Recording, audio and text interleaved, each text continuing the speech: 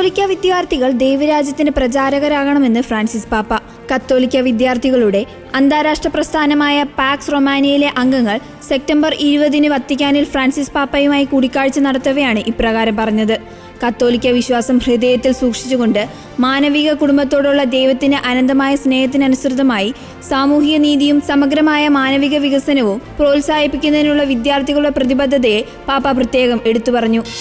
ബാഴ്സലോണയിലെ മോൺസറാറ്റിൽ സ്ഥിതി ചെയ്യുന്ന ആശ്രമത്തിന്റെ 1000ാമത് വാർഷികാഘോഷത്തിന്റെ ഭാഗമായി ദൈവമാതാവിന്റെ ചിത്രത്തിന് സമാനമായ ഡ്രോണുകൾ വിന്യസിച്ച് നടത്തിയ പ്രദർശനം ശ്രദ്ധ നേടി. ബാഴ്സലോണയിൽ നിന്ന് 18 മൈൽ അകലെയാണ് 1025 ആശ്രമം സ്ഥാപിച്ചത്.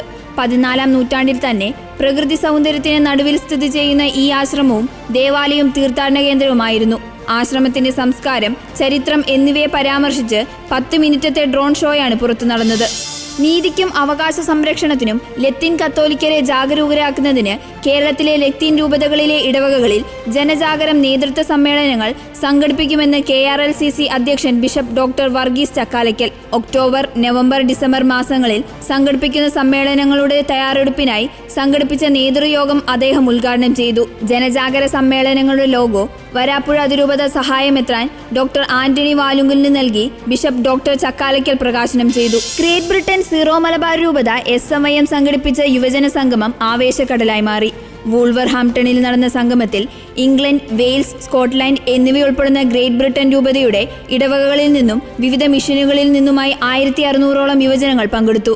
സമ്മേളനം major archbishop Mar Raphael Thattil ഉദ്ഘാടനം ചെയ്തു. സഭയുടെ ഏറ്റവും വലിയ സമ്പത്ത് യുവജനങ്ങളാണെന്നും അവരുടെ പരിപോഷണത്തിനു വേണ്ടിയാണ് സഭയുടെ എല്ലാ വിഭാഗങ്ങളും ഉപയോഗിക്കേണ്ടതെന്നും മേജർ ആർച്ച് ബിഷപ്പ് പറഞ്ഞു. ദൈവരാജ്യത്തിന്റെ വളർച്ചയിൽ ഫലപ്രദമായി പ്രവർത്തിക്കാൻ യുവജനങ്ങളെ അനുവദിക്കണമെന്നും അദ്ദേഹം ആഹ്വാനം ചെയ്തു. മനുഷ്യരാശിയുടെ നന്മയും തിന്മയും നിറഞ്ഞ അവസ്ഥയെയും അതിന്റെ അനന്തരഫലങ്ങളെക്കുറിച്ചും ചിന്തിക്കാൻ സഹായിക്കുന്ന സിനിമ സെപ്റ്റംബർ 27 റിലീസ് ചെയ്യും. ദി ബിഗ് വാർണിംഗ് എന്ന പേരിലാണ് ചിത്രം സ്പെയിനിൽ റിലീസ് ചെയ്യുന്നത്. കത്തോലിക്ക ഉള്ളടക്കമുള്ള ഡോക്യുമെന്ററി ചിത്രമായതിനാൽ Mexico archbishop monsignor Rogelio Lopez cinema കാണാൻ വിശ്വാസികളോട് ആഹ്വാനം ചെയ്തു. പുരാതന പ്രവചനങ്ങളുമായും ബൈബിൾ ഭാഗങ്ങളുമായി ബന്ധപ്പെട്ട അമാനുഷിക സംഭവങ്ങൾക്ക് സാക്ഷിയായ വിവിധ രാജ്യങ്ങളിൽ നിന്നുള്ള ആളുകളുടെ ഞെട്ടിക്കുന്ന അനുഭവങ്ങളും ചിത്രത്തിൽ പ്രമേയമാകുന്നുണ്ട്.